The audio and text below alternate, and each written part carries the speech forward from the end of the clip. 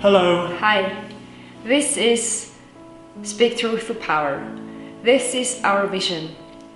What if not only the rich, the powerful, the famous ones had a voice at the World Economic Forum, but what if everyone had a voice? And this is the result of our project who wanted to find out exactly that. The idea came about when we realized that the local cinema would be standing idle if we're not able to put something on display. With only 2 weeks of time and zero budget, we were venturing out on a social media campaign to collect as many voices from the people as possible. It's about time that we start to speak truth to power. I'm up here in Davos in the Swiss Alps, home to skiing and ice hockey, also home to the annual meeting of global leadership, the World Economic Forum, which is about to start in a couple of days. This year's subjects are the fourth industrial revolution, human capital, cybersecurity, and institutional reform. Soon, these streets will be walked by thousands of leaders out of industry, politics, and research, and this is your chance to address them. We'll be using the abandoned cinema in the heart of Davos to be showing them what you have to say. Submit your videos by clicking the screen behind me. Speak your mind, speak truth to power, because your voice matters and every voice counts. This was the message we sent out on social media: Twitch, Twitter, Facebook, and Instagram. We wrote hundreds of emails, trying to engage as many people as possible.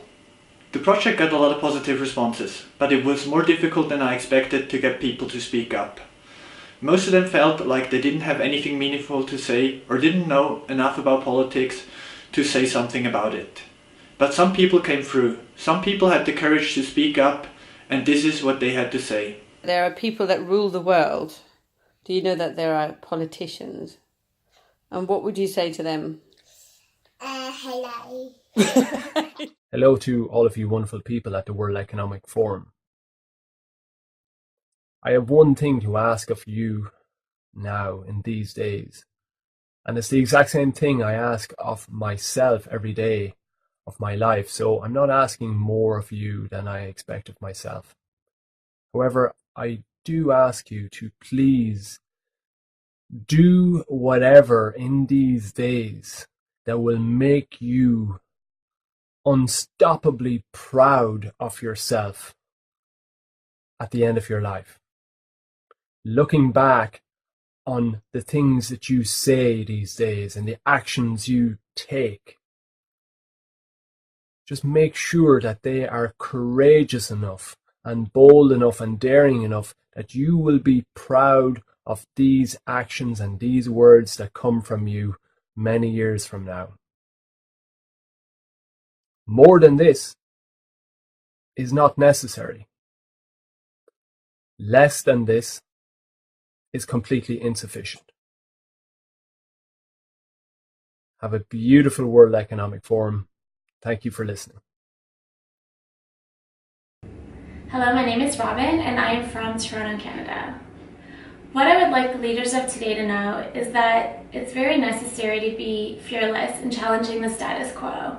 And sometimes that means not being politically correct and not looking for a re-election, but being a true visionary, a thought leader, a disruptor, someone who stands up for what is right. As a mother to a little girl, I wonder what the planet will look like when she is 25, when she is 50, when she is 75. What will opportunities look like for her? Will she be treated equally? Women around the world still are not treated equally and to various degrees depending where we live. In corporate Canada, I would like to see women seen as absolutely true partners and a system that supports the work-life balance of mothers, specifically access to affordable childcare. I trust that you are the leaders of today who will take us to a brighter tomorrow and a world where equity becomes a key focus of all your mandates. Thank you. We are hopeful because we see the good things and try to be positive. We want to see the world change, and war is not an option to solve a conflict. No conflicts between religion and nations. You should be more respectful to other countries. What worries you about the future? Is there anything you think that urgently needs to be sorted out? So, global warming. That's really worrying me. Not only because the polar bears and the penguins are suffering, but other people are suffering too. Because then the melted ice turns into water, which means water levels come higher than they normally should, causing floods. And then if global warming happens too much, then everyone will be forced inland and there won't be enough homes and stuff for people to go around. I think people should kind of try and find different sources of energy than fossil fuels, because not only will other people suffer for it, but also the penguins and the polar bears. So I think people should stop cutting down trees and start finding alternate ways. Or maybe if you cut down a tree, then you plant two in its place. Hello, world leaders. I don't know you, but there's something I know about you you might not even know yourself. There is a little kid in you, a girl or a boy, who longs for freedom, for play, for being wild, for not caring about what was yesterday or what might be tomorrow. A child that loves creativity and doing stuff again until it works out. A child that loves to explore and find out what the world has to offer, far beyond its own imagination. I'll let you in on a secret. I know you want to serve with all you have. I know you want to give your best and bring the world forward, because that's why you're a leader, right? And my secret is the most powerful version of yourself embraces the child. The most powerful version of yourself knows that play and chaos are part of the game, and the best things grow out of being a child. So go out there and play. I was reflecting back when technology was first coming into the working environment and how much I was anticipating changes to happen, people to be able to do less work in the future. Perhaps people in the West would move to 3 or 4 days a week and with more leisure time to spend. And technology was going to free up human beings to spend more time in being creative, innovative, thinking outside the box, spending time with family. And we were starting to see greater equality spreading across the planet. But to my dismay, it seems that technology, for whatever reason, it seems to me, not being taxed probably correctly. All of the benefits of technology, all of the economic benefits of the technology have been extrapolated and taken to just a very few people, meaning that the average person is still working just as hard, in fact, if not harder, because now they're connected up to all of the IT, which means that they work weekends, nights, spending less time with their family, less connected, less engaged, less present, really just surviving.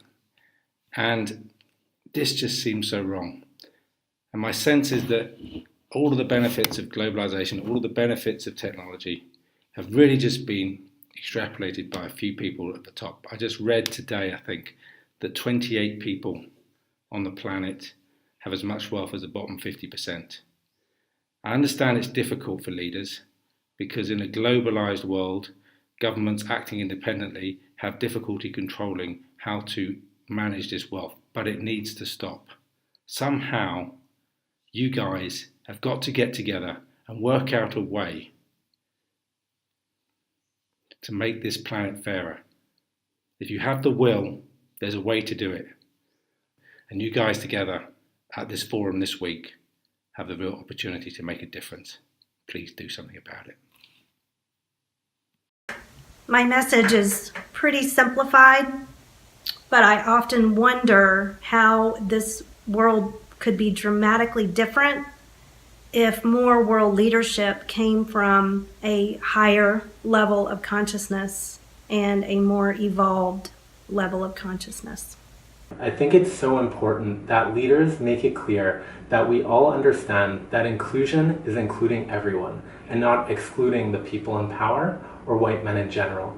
We need to alter the conversation so that everyone feels welcome to the table to discuss change. We need to think of it, instead of having a limited number of chairs at a fixed size table, that it's possible to get a larger table so that we can all sit at it together.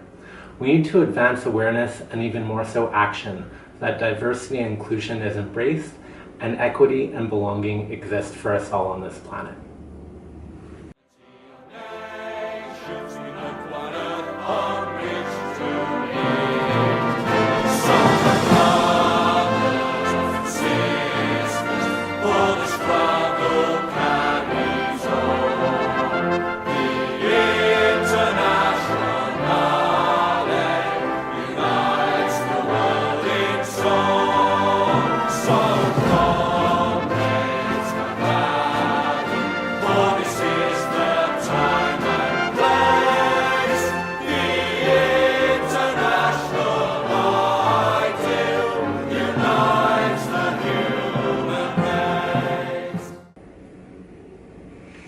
Today there's a lot of pressure on leaders, no matter where you are in an organization, and I think sometimes we need to simplify it. Everyone can be great because everyone can serve.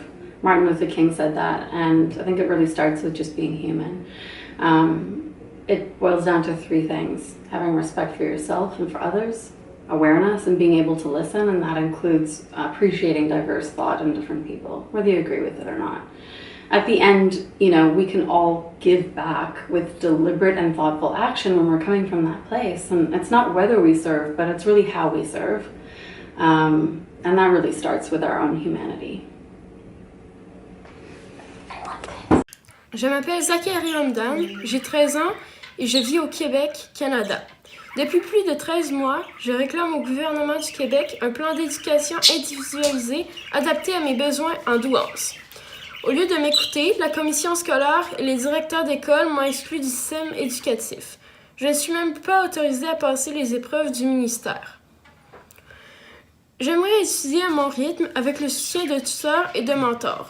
Je voudrais accélérer et explorer différents sujets afin de me propulser de l'avant pour me préparer à relever des défis technologiques et scientifiques complexes. Dans le monde entier, les surdoués sont confrontés à une résistance forte et profondément enracinée, qu'elle que soit individuelle ou collective. Il est nécessaire que les décideurs politiques et les établissements d'enseignement entendent la souffrance des enfants surdoués et de leurs familles. Aucune nation ne semble maîtriser une compréhension claire et convaincante de ce qui se passe actuellement avec les enfants surdoués. Je demande aux décideurs de toutes les nations d'abandonner leurs fausses croyances pour élaborer des politiques et des programmes adaptés aux besoins réels de la douance. Good leadership are people that are... Good leaders to me are people that are courageous, that are fair, that it's not a question of above or below or, who's in charge. It's more a question on how can I bring about the biggest change, and for that I have to stand up for what I believe in and be brave in confronting difficult topics, and we need more leaders like that.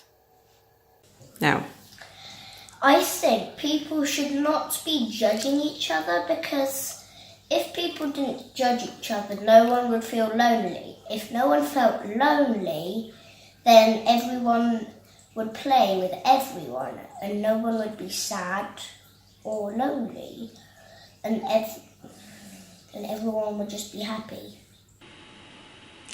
Having the local cinema to putting on people's voices was a great opportunity. It made me think long and hard about what I wanted to say to global leadership. It made me think about what it means to be in power. And I think in a democratic, capitalistic society, we are all in power. We choose our representatives at the ballot box, and we choose which companies will fail or succeed with our purchases. We are all in power. So this message goes out to you. It goes out to everyone. Dare to speak your mind. Dare to stand up for what you believe is right. Don't let the fear of failure stop you, and have trust that your voice can make a difference. I wish you all a pleasant time at the World Economic Forum, and I'd hope to see you next year with a bit more time to prepare and a bigger budget to boot.